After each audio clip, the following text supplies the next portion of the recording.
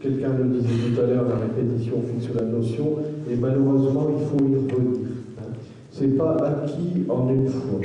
Ça, c'est une première réflexion. Et d'ailleurs, moi, je souhaiterais que, pratiquement, ça aboutisse au fait que le patient devienne partenaire de son problème de santé et que, par exemple, il aille à sa consultation habituelle avec son petit carnet et puis ensemble il a préparé sa consultation et si on arrive à ça, on évitera peut-être des oublis de choses à faire sur une année, par exemple. Alors, en ce qui concerne les généralistes, que j'apprécie beaucoup, mais je constate ici ou là aussi que certains font ce que j'appelle de la rétention patient. C'est-à-dire qu'ils les gardent pour eux tout seuls, ils ne vont pas vers les spécialistes, même s'il y en a à portée de main. Et ça, c'est bien dommage. Je pense qu'à un moment donné, ils peuvent être dépassés ou plus se rendre compte que leurs patients et eux sont rentrés dans une routine qui est parfois dommageable. Alors, les finances, tout à l'heure, dans les différents rapports qu'il y a eu, à chaque fois on disait est-ce que c'est rentable, etc.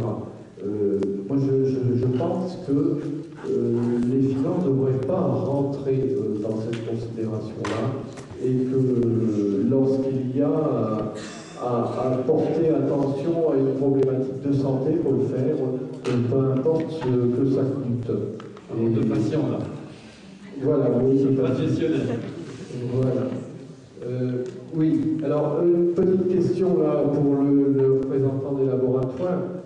J'avoue que la microalbuminurie, la dernière fois que j'ai pratiqué, c'était en 24 heures. Je trouve ça assez désagréable et assez contraignant. Est-ce que maintenant, tous les labos, est-ce qu'il y a eu un changement de façon de faire et est-ce que tous les labos peuvent maintenant passer à un petit flacon, ce qui serait bien plus pratique? La réponse est simple, la réponse est oui, mais c'est ce qu'on a dit tout à l'heure, c'est je pense une communication. Face à la réponse, monsieur, vous avez un peu ras-le-bol, moi je suis d'accord avec vous, vous avez ras-le-bol aussi, on va faire en sorte de faire savoir dans la région que la microalbuminurie se fait sur un flacon, sur un échantillon, et en ce qui concerne la présentation des résultats, je pense que dans le groupe de travail, on pourra faire passer le message. Donc la réponse est que tous les laboratoires doivent le faire sur un échantillon. Merci. Merci beaucoup, monsieur. Madame. Moi, je pense que ce qu'il ne faut pas oublier, c'est que cette campagne de dépistage de la microalbuminurie, elle va se situer à deux niveaux. Le premier niveau, ça va être le dépistage de la microalbuminurie. Et je pense que la région Nord-Pas-de-Calais, on peut dire qu'on a une région assez dynamique. Et je pense qu'on va y arriver avec les biologistes, les pharmaciens, les médecins généralistes, etc. Le deuxième élément, et je pense que ça, c'est un élément qui est très important, c'est la prise en charge de ces patients qui vont avoir une microalbuminurie positive. Je pense qu'après, c'est comment la prise en charge thérapeutique, et ça, c'est le deuxième élément qu'il faut garder, je dirais, à l'esprit, parce que c'est bien de faire des dépistages, mais il faut aussi qu'après, tous ces patients puissent être traités de façon, je dirais, correcte, pour atteindre des objectifs pour être à long terme. Donc je pense que c'est vraiment une campagne à deux niveaux, et ces deux niveaux sont finalement indissociables. Si on veut travailler sur le dépistage, je crois que le comité scientifique doit aussi travailler sur des référentiels de prise en charge thérapeutique de ces patients, parce que malheureusement, tous les patients ne vont pas aller voir un spécialiste. Et je crois que le médecin généraliste qui va faire le dépistage, je crois qu'il faut aussi qu'il puisse savoir qu'est-ce qu'il va faire de cette microalbuminurie positive, qu'est-ce qu'il va proposer comme stratégie thérapeutique. Donc c'est vraiment un vrai challenge. Et je crois que si tout le monde ce soir est d'accord pour partir dans ce challenge, il faut vraiment que ces deux aspects soient indissociables si vraiment on veut atteindre les objectifs qu'on s'est fixés. Il est 22h24, on s'est dit qu'on arrêtait à 22h30, donc soyez patients, ne partez pas avant 30, parce que tout ça est en train de se construire. Monique Roman, Mohamed Abdelati, après Madame Oui, Roman. moi ce que je veux dire, je suis venue un petit peu par sympathie pour la cause comme Christian Noël, sauf que lui, il est dans l'insuffisance rénale et je suis peut-être les patients que je vois sont en amont. Et Anne parlait la prise en charge après le dépistage. Moi, je voudrais aussi insister sur la prévention et l'accès des patients et toujours effectivement sur cette territorialité qui va permettre notamment pour les populations les plus défavorisées de les sensibiliser à leur santé avec tous les partenaires, les médecins, les pharmaciens, mais aussi, je dirais, tous les acteurs sociaux et peut-être aussi tous les autres patients qui sont les meilleurs sensibilisateurs des autres. Et quand on travaille au niveau du territoire, on peut y arriver. Je crois que ça, c'est important.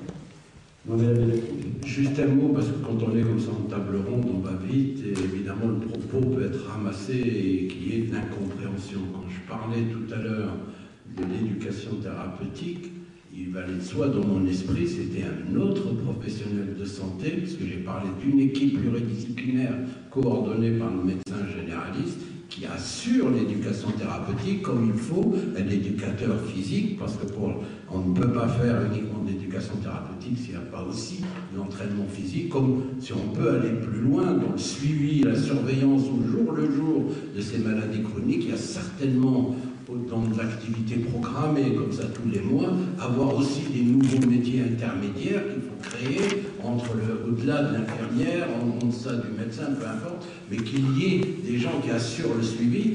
L'essentiel de médecin généraliste, sa fonction première, c'est le diagnostic et le plan de soins, et de se coordonner tous les paramédicaux, les professionnels de santé qui travaillent avec lui, pour prendre en charge une population, une patientèle dans un territoire donné. Mais ça serait trop long à expliciter, et là aujourd'hui, mais pour revenir au sujet, effectivement se mobiliser pour 50, un petit trait, 80.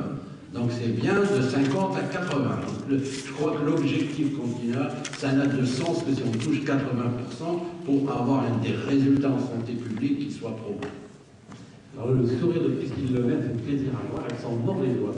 Le plaisir. Alors qui veut prendre d'abord le monsieur et ensuite, donc, juste pour gérer un peu de temps, qu'on arrête bien dans les temps. Parce qu'en plus il y a un pot après, il faudrait aussi que le réseau puisse être deux intervenants. Juste pour rester dans le pratique. Vous avez souligné à juste titre qu'une fois qu'on avait une microalbuminurie identifiée, il fallait prendre le patient en charge, d'accord. Il faut aussi en être averti. Donc, dans le cadre du dépistage, qui est informé du résultat? Est-ce que c'est le patient? Est-ce que c'est le médecin généraliste identifié, s'il y en a un? Et s'il n'y en a pas, ce qui est assez rare, mais s'il n'y en a pas, qu'est-ce qui se passe? Merci. Laura. Oui, moi je voulais faire écho à la personne, je ne sais pas qui c'est, mais en même temps je ne cherche pas à ce qu'elle se dénonce, sur la question du ras-le-bol des réseaux et de la résologie. Alors je voulais faire un commentaire parce que je faisais... Il est là juste derrière vous. D'accord, voilà. En fait, ce que je crois fondamentalement, c'est qu'on est dans une situation un petit peu charnière aujourd'hui avec la loi dont je ne me souviens plus l'intitulé exact, patient, santé, territoire. Pardon, peut-être préciser qui vous êtes. Oui, directeur de la Caisse régionale d'assurance maladie. Donc on se trouve dans une situation un peu charnière aujourd'hui avec cette loi qui va réformer le système de soins. Et bon, on peut évidemment faire beaucoup de commentaires sur cette loi, mais